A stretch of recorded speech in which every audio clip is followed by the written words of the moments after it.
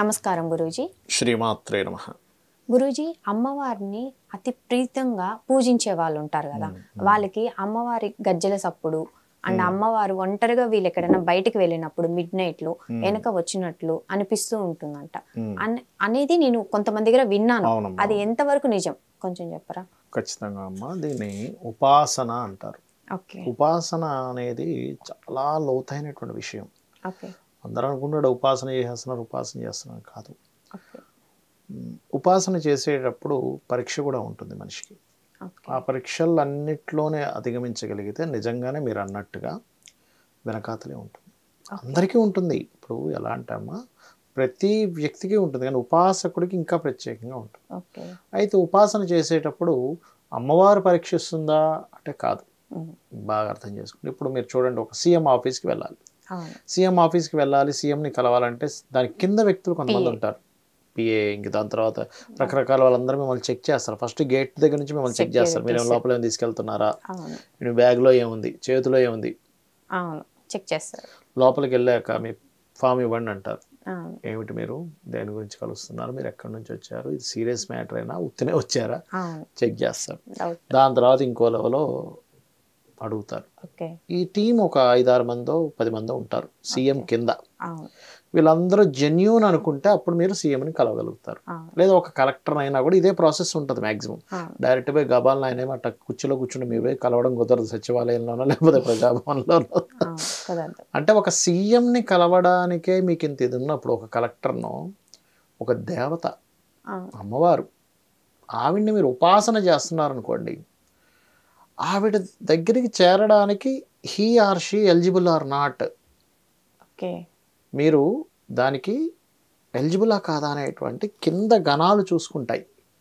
ఇవన్నీ కూడా ఈ దేవతా సంబంధులు అందరూ వీళ్ళందరూ పరీక్షిస్తారు మనల్ని. అంటే అలాగా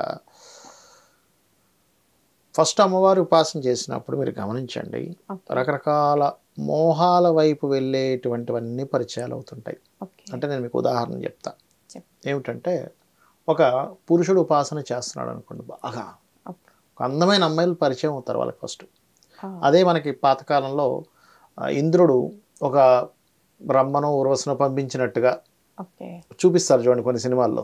ఆయన తపస్సులో ఉంటే ఆవిడ వచ్చి నాట్యం చేస్తూ ఉంటుంది. అంటే ఆ వీటిల్లో ఆ రేంజ్లో వాళ్ళకి పంపించారు. ఇప్పుడుండే కలియుగంలో ఏంటంటే ఎవరో ఒకరు పరిచయం ఏర్పడడం, వాళ్ళ వైపు మోహము వాళ్ళ వైపు వెళ్ళడం. అంటే ఏమవుతుంది, మీ తపస్సు కొంతవరకు డిస్టర్బ్ అవ్వాలి. ఈ లెవెల్లో కూడా అవ్వలేదు. దాని తర్వాత ఇంకొక రకమైనటువంటి సుఖాలు, భోగాలు వస్తూ ఉంటాయి. వాటిని కూడా వద్దు, నాకు అమ్మవారే కావాలి.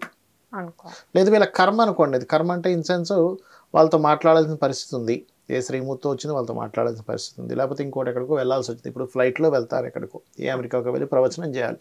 దాని సుఖభోగం కింద తీసుకోకుండా దాని ఒక పరికరం నన్ను తీసుకెళ్తుంది ఈ ఎయిర్ప్లైన్ అని దానికి అంటి పెట్టుకోకుండా ఎటువంటి భోగాలు వచ్చినా కూడా, ఇప్పుడు ఎవరో మీరు అద్భుతంగా మీరు ప్రవచనాలు చేస్తున్నారండి, అమ్మవారు ఉపాసన అద్భుతంగా చేస్తున్నారండి, నా వైపు నుంచి మీరు ఈ హారం తీసుకోండానో లేకపోతే ఏదో ఇచ్చాడు అనుకోండి ఆ భక్తుడు, ఆ భక్తితో ఇచ్చాడు, బాగా ప్రవచనం చాగంటి కోటేశ్వరరావు గారు లాంటి వారికో ఇచ్చారు అనుకుందాం, లేకపోతే ఏ సామవేద శర్మ గారు వారితో ఇచ్చారు అనుకోండి. వాళ్ళ స్థాయి ఎటువంటిది, దాన్ని ఒక ఆకు, ఒక గడ్డి పరకలాగే చూస్తారు వాళ్ళు. అది రెండు ఒకటే. అమ్మ నువ్వు ఇచ్చావనుకుంటారు, అక్కడ పక్కన పెడతారు, లేకపోతే నాకు వద్దున ఆయన అంటారు, ఇంకెవరికైనా తీసేసుకోండి అంటారు. ఆ స్థాయిలో అంటే ఇంకా రామకృష్ణ పరమహంస ఇట్లాంటి వాళ్ళు ఉన్నారు ఆ స్థాయిలో, అద్భుతమైనటువంటి స్థాయిలో. అంతేగాని దానికి మీరు గనక కనెక్ట్ అయిపోయారు, అబ్బాయి ఇదేదో బంగారం హారాలు వలె వస్తున్నాయి, భలే కార్లు ఎవడో కారు ఇస్తున్నాడు లేకపోతే ఇస్తున్నాడు, దానికి అంటపెట్టేసుకొని ఉంటే ఇక్కడ ఆగిపోతాడు మనిషి. ఇవన్నీ ఈ అమ్మవారి ఉపాసనకి వెళ్ళేటప్పుడు ఇవన్నీ మధ్య మధ్యలో వస్తూ ఉంటాయి. ఇదొక రకంగా వస్తే, ఇంకొంతమందికి గజ్జల శబ్దం వినిపిస్తూ ఉంటుంది ఉపాసన చేసేటప్పుడు. ఆ గజ్జల శబ్దం వినపడేటప్పుడు వీడు భయపడుతున్నాడా, అబ్బా అమ్మా నువ్వు వచ్చావని చెప్పి ఆస్వాదిస్తున్నాడా, అమ్మా నువ్వు వచ్చావు తల్లి, అబ్బా నాకు గజ్జల శబ్దం వినిపిస్తుంది అని ఆస్వాదిస్తే దగ్గరగా వస్తూ ఉంటుంది. అమ్మో గజ్జల శబ్దం వస్తుంది అన్నాడంటే అయిపోయింది. అంటే డైరెక్ట్గా కనిపిస్తే గుండె ఆగిపోద్దమ్మా, తెలుసా? గుండె ఆగిపోద్ది మనిషిది. ఇప్పుడు డైరెక్ట్ టక్కని ప్రత్యక్షమైంది అనుకోండి అమ్మవారు, ఏంటి పరిస్థితి? అంత దాకేందుకు చీకట్లో ఎవడో చిన్న మాస్క్ వేసుకుని ఇలా ఓ అంటే మనం భయపడిపోతాం. అవునా కదా? నిజమే. ఏది గుండె ధైర్యం లేని వ్యక్తి, గుండె ధైర్యం ఉన్న వ్యక్తి ఏం భయపడ్డు మళ్ళీ. అలాంటి సడన్గా అట్లా ప్రత్యక్షం అవుద్ది అమ్మాయి అమ్మవారు అవ్వదు. అందుకని ఏంటంటే స్లోగా ఫస్ట్ గజ్జల శబ్దం రావడం, తర్వాత స్వప్నంలో మాట్లాడుతున్నట్టుగా అనిపించడం జరుగుతుంది. ఓకే. అది ఏ రేంజ్కి వెళ్తే జరుగుతుంది అంటే, మీరు ఒక అమ్మవారిది ఏదైనా తీసుకొని చదువుతుంటే మీ కళ్ళల్లో నీళ్ళు వచ్చేస్తుంటాయి, నిమగ్నం అయిపోయి కళ్ళ నీళ్ళు వచ్చేసి కనపడదు. అది అంటే ఏమిటి, అంత సత్యం ఇది కదా అమ్మవారు అంటే అని ఆ సత్యంలోకి వెళ్ళిపోయినప్పుడు మీ కళ్ళల్లో నీళ్ళు వచ్చేస్తుంటాయి. పూజ గదిలో కూర్చొని మీరు పూజ చేసేటప్పుడు కళ్ళల్లో నీళ్ళు కారిపోతుంటాయి. అంటే ఏమిటి, ఇది కదా అసలైనటువంటిది. ఇవన్నీ కర్మలు నడుస్తున్నాయి. ఏదో మనం చేసే జాబో బిజినెస్సో, ఒక వ్యాపారవేత్త ఉన్నాడు, వ్యాపార ధర్మం, ఒక మన నగల కొట్టో లేకపోతే ఇంకోటిదో కూరగాయల షాపు లేకపోతే ఇంకోటేదో షాపు, ఆయన వ్యాపారం ఏదైనా కానివ్వండి, అక్కడది వ్యాపారం ఎందుకు, అతని యొక్క జీవితాన్ని అతని యొక్క కుటుంబాన్ని నడిపించుకోవడానికి. ఓ 100 రూపాయలు వస్తూ 110 రూపాయలు పెట్టి అమ్ముతాడు, 10 రూపాయలు లాభం తెచ్చుకుంటాడు, 5 రూపాయలు లాభం తెచ్చుకుంటాడు. ఆ లాభంతో కుటుంబాన్ని నడిపిస్తూ ఉంటాడు గృహస్థ ధర్మంలో ఉన్నందుకు.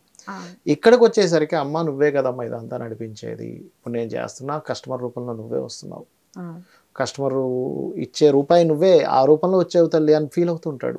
కస్టమర్లో భగవంతుని చూసుకుని ఉంటాడు. ఇంకో రూపంలో ఏదైనా కష్టం వచ్చినా ఇది నువ్వు నాకేదో నేర్పించడానికి కష్టాన్ని ఇచ్చావు అనుకుంటాడు. ఒక సుఖం వస్తే అమ్మ నువ్వు ఇచ్చావు కాబట్టి సుఖం వచ్చింది అనుకుంటాడు.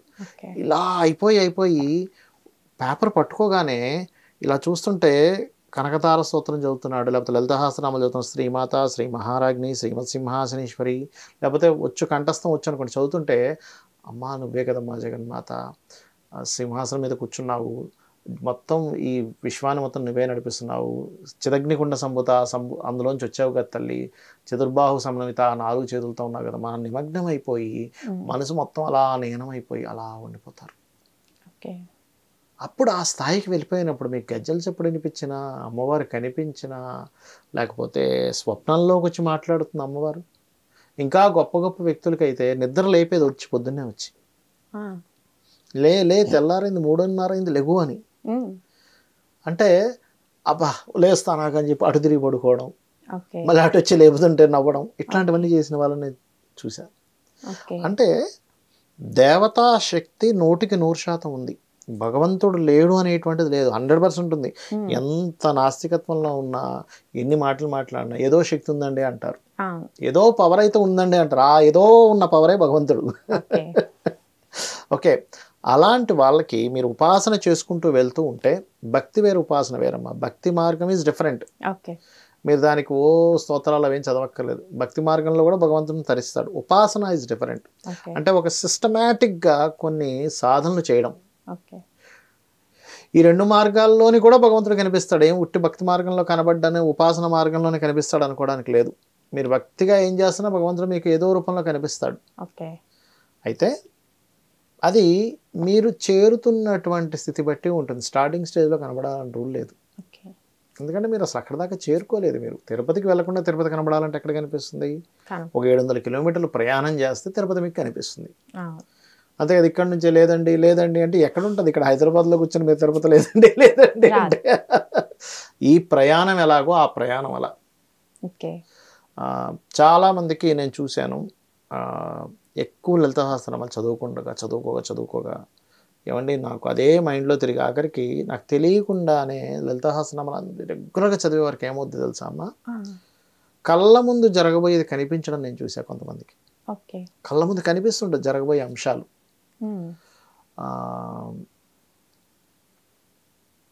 ఆంజనేయ స్వామి ఉపాసకుడు అతను ఉన్నాడు. అతను ఇప్పుడు మేబీ కాల్ చేసి చెప్తాడు అతను తెలియదు కానీ, అంటే మామూలుగా రియల్ ఎస్టేట్ పర్సన్. అతను రియల్ ఎస్టేట్ చేస్తుంటాడు. ఆంజనేయ స్వామి అంటే విపరీతమైన ప్రేమ. ఆయన నాకు అంటే నేను అందరిని అడుగుతుంటా, మీరు పూజ చేస్తుంటారు, మీకు జరిగిన అనుభవం అని చెప్పండి. అదొక సరదా అనమాట. ఆయన జరిగిన అనుభవం చెప్తాను, మనం జరిగిన అనుభవం కూడా చెప్తాం వాళ్ళకి అన్నప్పుడు ఆయన ఒకరోజు మాట చెప్పాడు. అబ్బాయి చిన్న అబ్బాయి 30 ఉంటాయి మహా అంటే, సార్ నేను ఒకరోజు వాహనం మీద వెళ్తున్నా, నేను నా ఫ్రెండ్, పెద్ద ప్రమాదం, ఇంకా అయిపోయింది అనుకున్నాను. అదేదో మాయలాగా జరిగి పక్కకు వచ్చేసాం కారులో. అది ఎలా జరిగిందో నాకు అర్థం కాలే. ఓకే. కానీ తీరా చూస్తే తర్వాత జరిగిన సంఘటన నాకు తెలిసి నేను చూసి నాకు కొంచెం సేపు నేను మనిషిని అవ్వలేదు అన్నాడు. ఏమిటది అంటే తలుపు ఇలా తెరుచుకొని ఒక ఒక ఆకారం అలా వెళ్ళిపోయినట్టు అనిపించింది, మసకగా. ఒక ఎటువైపు వెళ్ళిపోయినట్టు అనిపించింది, ఒక టెంపుల్ ఉంటే ఆంజనేయ స్వామి టెంపుల్లోకి వెళ్ళిపోయినట్టు అనిపించింది అక్కడ. ఆయన ఆంజనేయ స్వామి ఉపాసకుడు. కారాపేసి ఒక 10 నిమిషాలు అలా కూర్చుండిపోయాడు. అంటే మీరు కనుక నిత్యము దేవతను పట్టుకొని ఉండగలిగితే, కష్టం వచ్చినా నష్టం వచ్చినా ఏదైనా లైఫ్లో మీరు అలా పట్టుకొని కనుక ఉండగలిగితే పక్కనే ఉండి నడిపిస్తూ ఉంటుంది. మీరు ఇందాక అన్నారు చూసారు, వెనకాతలు నడిపిస్తుంది, అలా పక్కన ఉండి నడిపిస్తుంది. కాకపోతే ఇందులో పరీక్షలు వస్తాయి, మధ్యలో నష్టం వచ్చినట్టు వస్తుంది, ఒక పెద్ద కష్టం వచ్చినట్టు వస్తుంది, మొత్తం లాస్ అయిపోయినట్టు అవుతుంది. అయినా నువ్వు పట్టుకోగలవా? ఈ కింద నుండే వాళ్ళు పరీక్షిస్తుంటారు మిమ్మల్ని. అక్కడికి చేరుకోవాలంటే ఎలా అయితే మనం సీఎం ఆఫీస్కో కలెక్టర్నో పెద్ద వ్యక్తినో కలవడానికి వీళ్ళందరూ ఎలాగ పట్టుకుంటారో, సెక్యూరిటీ కావచ్చు, రకరకాల వాళ్ళు రకరకాల ప్రశ్నలు ఎలా వేస్తారో అలాగే వీళ్ళందరూ కూడా మిమ్మల్ని పరీక్షిస్తారు. ఈ ఉపాసన చేస్తున్నావు, నీకు లాస్ వచ్చింది అని ఎలా చేస్తారు. అరే లాస్ వస్తుంది అయితే నేను దేవుడు జోలికి పోనంటాడు. అంటే ఆ భ్రమ కల్పించడం, కలిమాయ, మాయల కమ్ముతూ ఉంటుంది. పర్లేదు, ఏమైనా పర్లేదు, అదేదో నా కర్మ వల్ల వచ్చింది, నేను భగవంతుడు నమ్ముకున్నా, భగవంతుడే మళ్ళీ నాకు ఇస్తాడని ఎవరైతే వెళ్తారో అతను ఇంకా తిరుగుండదు అతని లైఫ్లో. ఇవన్నీ చిన్న చిన్నవి, ఈ ఆఫీసులు, ఈ ఫ్యాక్టరీలు, ఈ డబ్బులు, కోట్ల రూపాయల డబ్బులు, ఈ నగలు, ఇవన్నీ చాలా చిన్న విషయాలు. మీకు రామాయణంలో అతను చెప్తాడు, త్రిశంక స్వర్గం క్రియేట్ చేసినటువంటి రాజర్షి ఒకసారి ఒక ముని దగ్గరికి వెళ్ళినప్పుడు, ఇతను రాజు కదా, రాజు అయి వెళ్ళినప్పుడు అతను ఒక పళ్ళు ఫలాలు ఇస్తారు, స్వామి మీరు తినండి అని. ఆ మహర్షి ఇచ్చినప్పుడు, చాలా పెద్ద సైన్యం ఉందంటే మీరు ఈ పళ్ళు ఇస్తే మాకు సరిపోవు, మేము విడిది వేరేగా చేసుకుంటామంటే, పర్లేదు నా దగ్గర దేను ఉంది అని దేను ద్వారా అంతమందికి సరిపోయేంత ఫుడ్ క్రియేట్ చేస్తాడు ఆయన. క్రియేట్ చేసినప్పుడు అప్పుడు అతను అడుగుతాడు, ఆ రాజు అడుగుతాడు, నాకు ఇది ఏనుగుని ఇచ్చేసేయండి అంటే, లేదు లేదు కుదరదు, మీకు ఎన్ని ఏనుగులు కావాలంటే ఇస్తాను, మీరు ఇస్తానన్నవన్నీ 1 సెకండ్లో ఇది క్రియేట్ చేస్తాను, నాకెందుకు అవన్నీ అంటే బలవంతంగా తీసుకెళ్దామని చూస్తే అందులోంచి సైన్యం వచ్చి ఈ సైన్యాన్ని మొత్తం ఓడగడుతుంది. అప్పుడు అర్థం చేసుకుంటారు, రే ఇన్ని రోజుల నుంచి ఇదేదో గొప్పది అనుకున్నాం, ఉపాసన గొప్పది, ఈశ్వరుడు అనుగ్రహం గొప్పదని మీకు. కాబట్టి ఏంటంటే ఇవన్నీ ఏంటంటే మధ్యలో మనల్ని పరీక్షించడానికి రకరకాలు వస్తూ ఉంటాయి, రకరకాల పరిచయాలు, రకరకాల సుఖభోగాలు. ఆ పరిచయాలు సుఖభోగాలు ఎన్ని వస్తున్నా సరే వాటన్నిటిని అలాగే చూస్తూ వాటికి అంటుకోకుండా, వాటిలో మునిగిపోకుండా ఉండగలిగి అమ్మవారినే ఫైనల్గా మీరు ఎప్పుడైతే వెళ్తారో, అమ్మవారు అనుకోండి, ఈశ్వరుడు అనుకోండి, విష్ణువు అనుకోండి, అంతా ఒకే శక్తి, వెళ్తారో ఖచ్చితంగా మీకు అమ్మవారు కానీ ఆ శక్తి కానీ మీ పక్కనే ఉంటుంది. శ్రీమాత్రే నమః.